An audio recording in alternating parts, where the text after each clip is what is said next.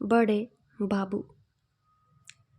365 दिन, कई घंटे और कई मिनट की लगातार और अनथक दौड़ धूप के बाद मैं आखिर अपनी मंजिल पर धड़ से पहुंच गया। बड़े बाबू के दर्शन हो गए। मिट्टी के गोले ने आग के गोले का चक्कर पूरा कर लिया। अब तो आप भी मेरी भूगोल की लियाकत के कायल हो गए। इसे रूपक न समझिएगा। बड़े बाबू में दोपहर के सूरज की गर्मी और रोशनी थी, और मैं क्या और मेरी विसात क्या। एक मुट्ठी खाक। बड़े बाबू मुझे देखकर मुस्कुराए। हाय, जे बड़े लोगों की मुस्कुराहट। मेरा अधमरा सा शरीर कांपने लगा। जी में आया बड़े बाबू के कदमों पर बिछ जाऊं। मैं काफिर नहीं, गालिब का मुरीद नहीं। जन्नत के होने पर मुझे पूरा यकीन है, उतना ही पूरा जितना अपने अंधेरे घर पर। लेकिन फरिश्ते मुझे जन्नत ले जाने के लिए आए तो भी यकीनन मुझे वह जबरदस्त खुशी न होती जो इस चमकती हुई मुस्कुराहट से हुई। आंखों में सरसों फूल गई। सारा दिल और दिमाग एक बगीचा बन गया। कल्पना ने मिस्र के ऊंचे महल बनाने शुरू कर दिए। सामने कुर्सियों, पर्दों और खस की टट्टियों से सजाया कमरा था। दरवाजे पर उम्मीदवारों की भीड़ लगी हुई थी, और इस जानिब एक कुर्सी पर शान से बैठे हुए, सबको उसका हिस्सा देने वाले खुदा के दुनियावी फर्ज अदा कर रहे थे। नज़र मियाज का तूफान बरपा था, और मैं किसी तरफ आंख उठाकर ना देखता था कि जैसे मुझे किसी से कुछ लेना देना नहीं।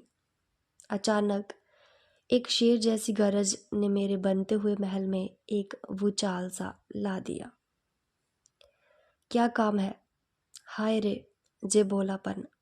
इस पर सारी दुनिया की हसीनों का बोलापन और बेपरवाही निसार है।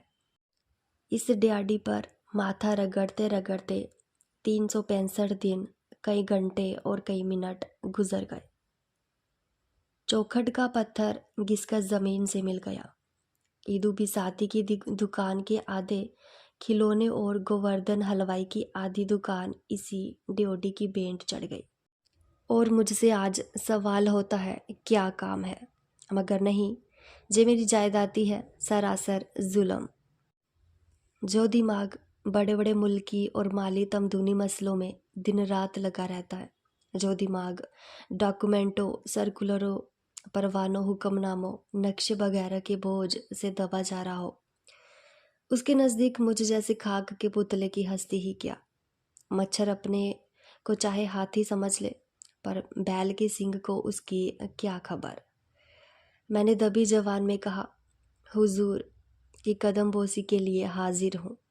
बड़े बाबू गरजे, क्या काम है? अब की बार मेरे रोए खड़े हो गए। खुदा के फजल से लहीम शहीम आदमी हूँ। जिन दिनों कॉलेज में था, मेरे डील डोल और मेरी बहादुरी और दिलेरी की धूम थी। हॉकी टीम का कप्तान, फुटबॉल टीम का नायब कप्तान और क्रिकेट का जनरल था। कितने ही गोरों के जिस्म पर अब भी मेरी बहादुरी के दाग बाकी होंगे। मुमकिन है 2-4 अब भी बैसाखियाँ लिए चलते या रेंगते हो। बम्बई क्रॉनिकल और टाइम्स में मेरे गेंदों की धूम थी। मगर इस वक्त बाबू साहब की गरज सुनकर मेरा शरीर कांपने लगा। कांपते हुए बोला, हुजूर की कदमबोसी के लिए हाजिर हुआ। बड़े बाबू ने अपना स्लीपरदार पैर मेरी तरफ बढ़ाकर कहा, शौक से लीजिए, जे कदम हाजिर है, जितने बोसे चाहे लीजिए, बेहिसाब मामले हैं। मुझसे कसम ले लीजिए, जो मैं गिनूं जब तक आपका मुंह न थक जाए, लिए जाइए। मेरे लिए इससे बढ़कर खुश नसीबी का क्या मौका होगा। औरों को जो बात बड़े जप तप, बड़े संयम व्रत से मिलती है, वह मुझे बैठे बिठाए बगैर हड़ फिटकरी लगाए हासिल हो गई। वल्लाह हूँ मैं भी खुश नसीब। आप अपने दोस्त अहबाब आत्मीय सफजन जो हों उन सबको लाए तो और भी अच्छा। मेरे जहाँ सबको छूट है। हंसी के पर्दे में ये जो जुल्म बड़े बाबू कर रहे थे उस पर शायद अपने दिल में उनको नाज हो। इस मनहूस तकदीर का बुरा हो जो इस दरवाजे का भिखारी बनाए हुए है। जी में तो आया कि हजरत के बढ़े हुए पैर को खींच लूँ और आपको जिंदगी भर के लिए सबक दे दूँ कि बदनसीबों से दिल लगी करने का ये मज़ा है, मगर बदनसीबी अगर दिल पर जबर न कराए, जिल्लत का एहसास ना पैदा करे तो वह बदनसीबी क्यों कहलाए। मैं भी एक ज़माने में इसी तरह लोगों को तकलीफ़ पहुंचाकर हंसता था। उस वक्त इन बड़े बाबुओं की मेरी निगाह में कोई हस्ती न थी। कितने ही बड़े बाबुओं को रुलाकर छोड़ दिया। कोई ऐसा प्रोफेसर न था जिसका चेहरा मेरी सूरत देखते ही पीला न पड़ जाता। हजार हजार रुपया पाने वाले प्रोफेसरों की मुझसे कोर दुबकी थी। ऐसे क्लर्कों को मैं समझता ही क्या था, लेकिन अब वह ज़माना कहाँ। दिल में पछताया कि नाहक कदमबोसी का लफ्ज़ जवान पर लाया, मगर अपनी बात कहना ज़रूरी था। मैं पक्का इरादा करके आया था कि उस ड्योढ़ी से आज कुछ लेकर ही उठूँगा। मेरे धीरज और बड़े बाबू के इस तरह जानबूझकर अनजान बनने में रस्साकशी थी। दबी जवान से बोला, हुजूर ग्रेजुएट हूँ। शुक्र है, हजार शुक्र है। बड़े बाबू हंसे, जैसे हांडी उबल पड़ी हो। वह गरज और वह करखत आवाज न थी। मेरा माथा रगड़ना आखिर कहाँ तक असर न करता। शायद असर को मेरी दुआ से दुश्मनी थी। मेरे कान बड़ी बेकरारी से वे लफ्ज़ सुनने के लिए बेचैन हो रहे थे जिनसे मेरी रूह को खुशी होगी। मगर आह, जितनी मायूसी इन कानों को हुई है उतनी शायद पहाड़ खोदने वाले फरहाद को भी ना हुई होगी। वह मुस्कुराहट ना थी, मेरी तकदीर की हंसी थी। हुजूर ने फरमाया, बड़ी खुशी की बात है। मुल्क और कौम के लिए इससे ज़्यादा खुशी की बात और क्या हो सकती है। मेरी दिली तमन्ना है मुल्क का हर एक नौजवान ग्रेजुएट हो जाए। जो ग्रेजुएट ज़िंदगी के जिस मैदान में जाए उस मैदान को तरक्की ही देगा। मुल्की, माली, तमदूनी, मजहबी गरज की हर एक किस्म की तहरीक का जन्म और तरक्की ग्रेजुएटों ही पर मुनहसर है। अगर मुल्क में ग्रेजुएटों का ये अफसोसनाक अकाल ना होता तो असहयोग की तहरीक क्यों इतनी जल्दी मुर्दा हो जाती। क्यों बने हुए रंगे सियार दगाबाज जरपस लीडरों को डाके जनी के ऐसे मौके मिलते। तबलीग क्यों मुबलिग अलैहिस्सलाम की इल्लत बनती। ग्रेजुएट में सच और झूठ की परख, निगाह का फैलाव और जांचने तोलने की काबिलियत होना ज़रूरी बात है। मेरी आंखें तो ग्रेजुएट को देखकर नशे के दर्जे तक खुशी से भर उठती है। आप भी खुदा के फजल से अपनी किस्म की बहुत अच्छी मिसाल है। बिल्कुल अप टू डे। ये शेरवानी तो बरकत एंड को की दुकान की सीली हुई होगी। जूते भी डासन के हैं, क्यों ना हो। आप लोगों ने कौम की ज़िंदगी के मेयार को बहुत ऊंचा बना दिया है और अब वह बहुत जल्द अपनी मंजिल पर पहुंचेगी। ब्लैकबर्ड पेन भी है, वेस्ट एंड की रिस्ट वॉच भी है। बेशक अब कौमी बड़े को ख्वाजा खिजर की ज़रूरत भी नहीं, वह उनकी मिन्नत न करेगा। हाय तकदीर और वाय तकदीर। अगर जानता कि ये शेरवानी और फाउंटेन पेन और रिस्ट वॉच यूं मजाक का निशाना बनेगी तो दोस्तों का एहसान क्यों लेता। नमाज बख्शवाने आया था, रोज़े गले पड़े, किताबों में पढ़ा था। गरीबी की हुलिया ऐलान है, अपनी नाकामी का न्योता देना है। अपनी जिल्लत को तजुर्बा भी जे कहता था।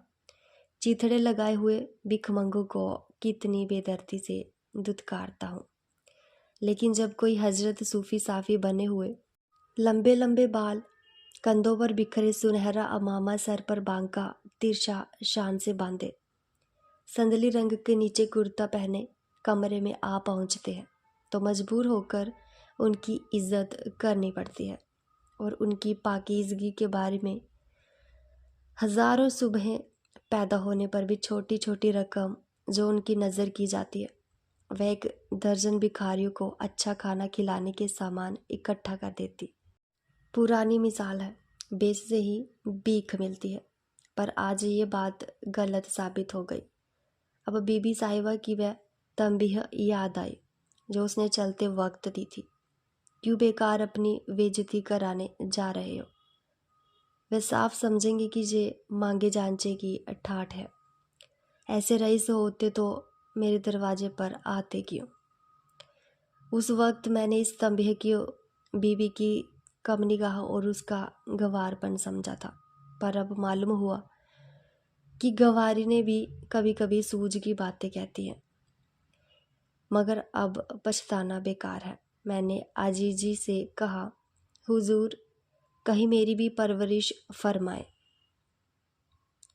बड़े बाबू ने मेरी तरफ इस अंदाज से देखा जैसे मैं किसी दूसरी दुनिया का कोई जानवर हूँ और बहुत दिलासा देने के लहजे में बोले, आपकी परवरिश खुदा करेगा, वही सबका रज़ाक है। दुनिया जब से शुरू हुई तब से तमाम शायर, हकीम और औलिया यही सिखाते आए हैं कि खुदा पर भरोसा रखो, और हम हैं कि उनकी हिदायत को भूल जाते हैं। लेकिन खैर, मैं आपको नेक सलाह देने में कंजूसी ना करूँगा। आप एक अखबार निकाल लीजिए। यकीन मानिए इसके लिए बहुत ज़्यादा पढ़े लिखे होने की ज़रूरत नहीं, और आप तो खुदा के फजल से ग्रेजुएट हैं।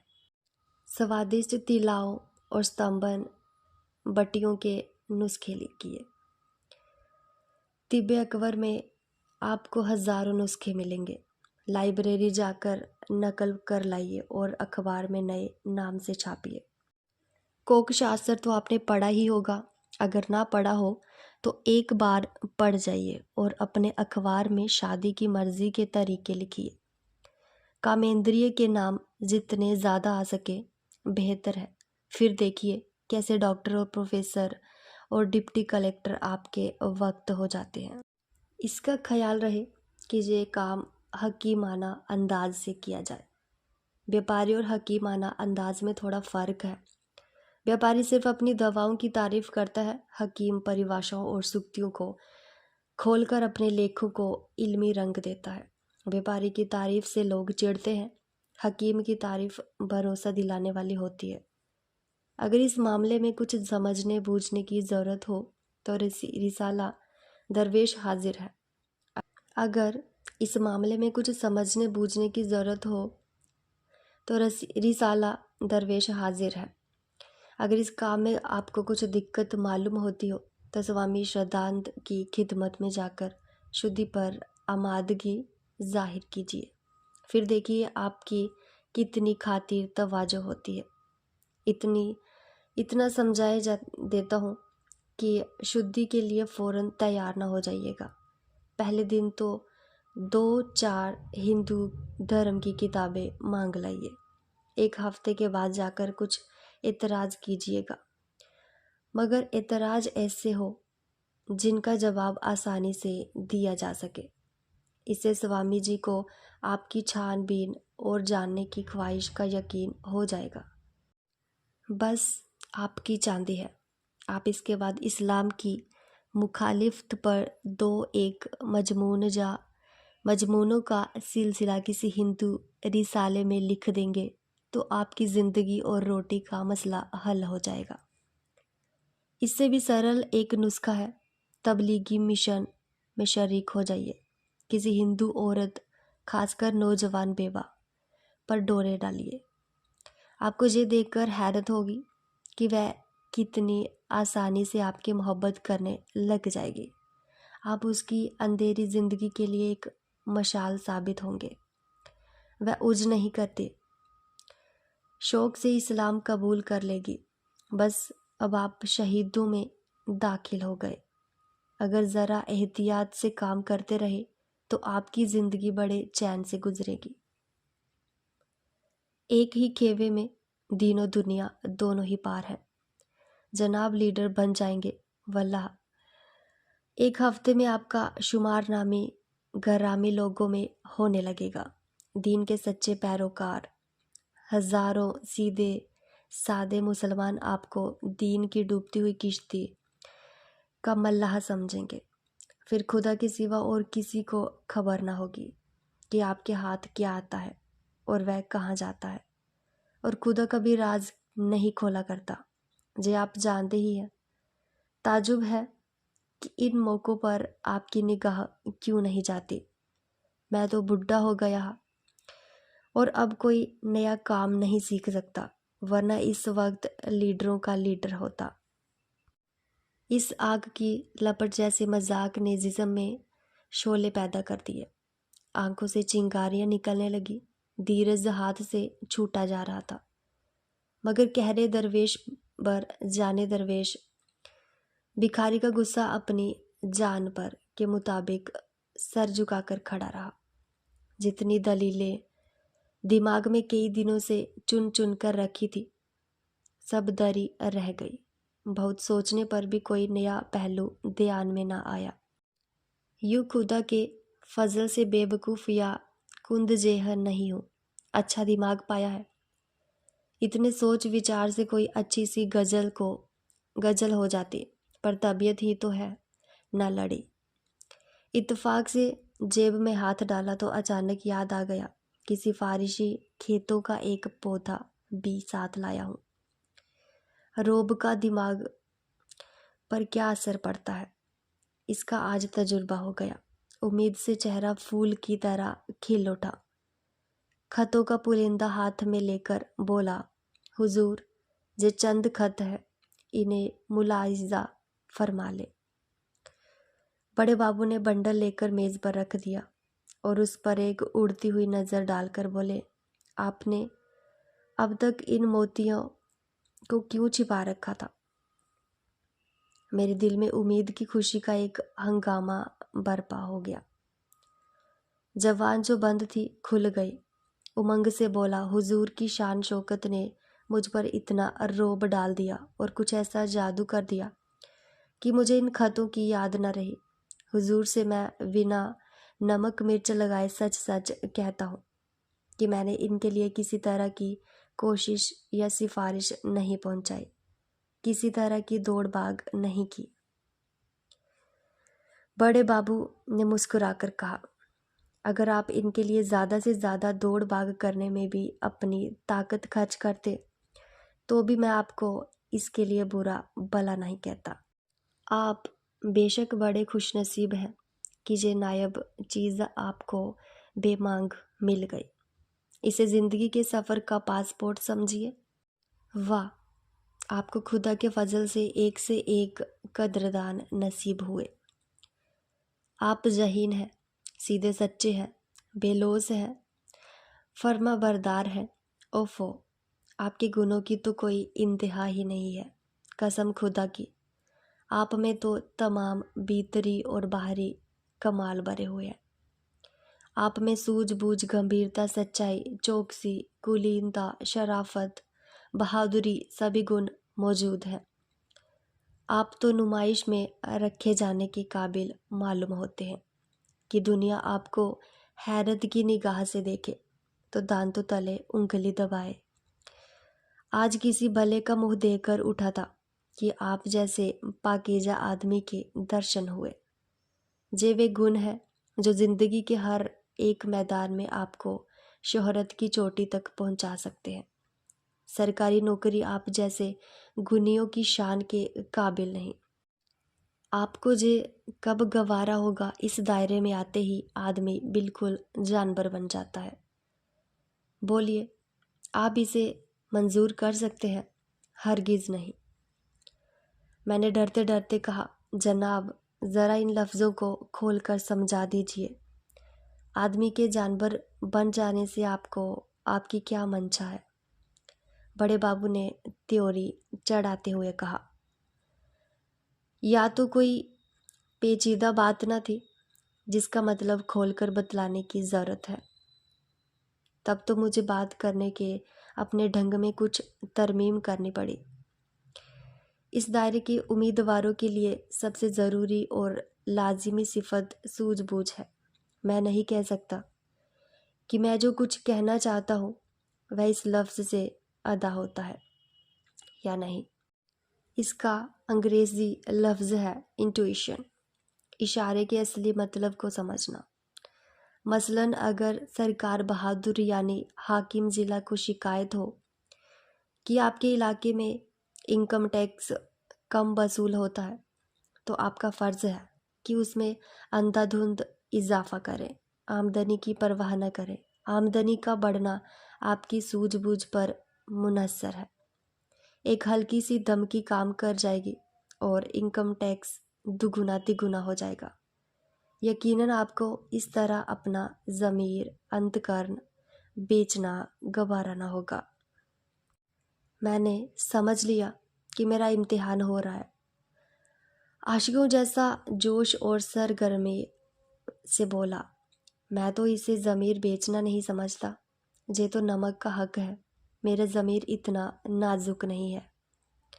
बड़े बाबू ने मेरी तरफ कदरदानी की निगाह से देखकर कहा, शाबाश, मुझे तुमसे ऐसे ही जवाब की उम्मीद थी। आप मुझे होनहार मालूम होते हैं, लेकिन शायद ये दूसरी शर्त आपको मंजूर ना हो। इस दायरे के मुरीदों के लिए दूसरी शर्त ये है कि वह अपने को भूल जाए। कुछ आया आपकी समझ में? मैंने दबी जबान में कहा, जनाब को तकलीफ़ तो होगी, मगर ज़रा फिर इसको खोल कर बतला दीजिए। बड़े बाबू ने त्योड़ियों पर बल देते हुए कहा, जनाब, ये बार बार का समझाना मुझे बुरा मालूम होता है। मैं इससे ज़्यादा आसान तरीके पर ख्यालों को जाहिर नहीं कर सकता। अपने को भूल जाना बहुत ही आम मुहावरा है। अपनी खुदी को मिटा देना, अपनी शख्सियत को फना कर देना, अपनी पर्सनालिटी को ख़त्म कर देना। आपकी वजह कजा से, आपके बोलने बात करने के ढंग से, आपके तौर तरीक़ों से आपकी हिंदियत मिट जानी चाहिए।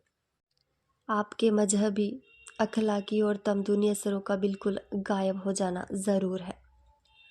मुझे आपके चेहरे से मालूम हो रहा है कि इस समझाने पर भी आप मेरा मतलब नहीं समझ सके। सुनिए, आप गालिबन मुसलमान हैं। शायद आप अपने अकीदों में बहुत पक्के भी हों।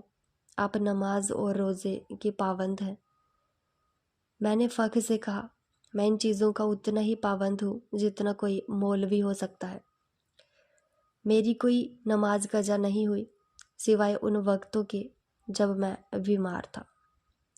बड़े बाबू ने मुस्कुराकर कहा, ये तो आपके अच्छे अखलाक ही कह देते हैं, मगर इस दायरे में आकर आपको अपने अकीदे और अमल में बहुत कुछ काट छांट करनी पड़ेगी। जहाँ आपका मजहब मजहबियत का जामा अख्तियार करेगा, आप भूलकर भी अपनी परेशानी को किसी सिजदे में ना झुकाए। कोई बात नहीं, आप भूलकर भी ज़कात के झगड़े में ना फंसे। कोई बात नहीं, लेकिन आपको अपने मजहब के नाम पर फरियाद करने के लिए हमेशा आगे रहना और दूसरों को आमादा करना होगा। अगर आपके ज़िले में 2 डिप्टी कलेक्टर हिंदू हैं और मुसलमान सिर्फ एक, तो आपका फ़र्ज़ होगा कि हिज एक्सेलेंसी गवर्नर की खिदमत में एक डेपुटेशन भेजने के लिए कौम के रईसों में आमादा करें। अगर आपको मालूम हो कि किसी म्यूनसिपैलिटी ने कसाईयों को शहर से बाहर दुकान रखने की तजवीज़ पास कर दी है, तो आपका फ़र्ज़ होगा कि कौम के चौधरियों को उस म्यूनसिपैलिटी का सिर तोड़ने के लिए तहरीक करे। आपके सोते जागते उठते बैठते जात पात का राग अलापना चाहिए। मसलन इम्तिहान के नतीजों में अगर आपको मुसलमान विद्यार्थियों की संख्या मुनासिब से कम नज़र आए, तो आपको फ़ौरन चांसलर के पास एक गुमनाम खत लिख भेजना होगा कि इस मामले में ज़रूर ही सख्ती से काम लिया गया है। ये सारी बातें उसी इंट्यूशन वाली शर्त के भीतर आ जाती है। आपको साफ साफ शब्दों में या इशारों से ये काम करने के लिए हिदायत ना की जाएगी। सब कुछ आपकी सूझबूझ पर मुनहसर होगा। आप में जे जौहर होगा तो आप एक दिन ज़रूर ऊंचे ओहदे पर पहुंचेंगे। आपको जहाँ तक मुमकिन हो अंग्रेज़ी में लिखना और बोलना पड़ेगा। इसके बगैर हुक्काम आपसे खुश ना होंगे। लेकिन कौमी जवान की हिमायत और प्रचार की सदा आपकी ज़बान से बराबर निकलती रहनी चाहिए। आप शौक़ से अखबारों का चंदा हज़म करें, मंगनी की किताबें पढ़ें, चाहे वापसी के वक्त किताब के फट चेत जाने के कारण आपको माफ़ी ही क्यों ना मांगनी पड़े, लेकिन जवान की हिमायत बराबर ज़ोरदार तरीके से करते रहिए। खुलासा जे कि आपको जिसका खाना उसका गाना होगा। आपको बातों से, काम से और दिल से अपने मालिक की भलाई में और मजबूती से उसको जमाए रखने में लगे रहना पड़ेगा। अगर आप ये ख्याल करते हो कि मालिक की खिदमत के ज़रिए कौम की खिदमत की करूँगा, तो ये झूठ बात है, पागलपन है, हिमाकत है। आप मेरा मतलब समझ गए होंगे। फरमाइए, आप इस हद तक अपने को भूल सकते हैं? मुझे जवाब देने में ज़रा देर हुई। सच ये है कि मैं भी आदमी हूँ और 20वीं सदी का आदमी हूँ। मैं बहुत जागा हुआ ना सही, मगर बिल्कुल सोया हुआ भी नहीं हूँ। मैं भी अपने मुल्क और कौम को बुलंदी पर देखना चाहता हूँ। मैंने तारीख पढ़ी है और उससे इसी नतीजे पर पहुँचा हूँ कि मजहब दुनिया में सिर्फ एक है और उसका नाम है दर्द। मजहब की मौजूदा सूरत दड़ेबंदी के सिवाय और कोई हैसियत नहीं रखती। खतने या चोटी से कोई बदल नहीं जाता। पूजा के लिए कलीसा, मस्जिद, मंदिर की मैं बिल्कुल ज़रूरत नहीं समझता। हाँ, ये मानता हूँ कि घमंड और खुदगर्जी को दबाए रखने के लिए कुछ करना ज़रूरी है।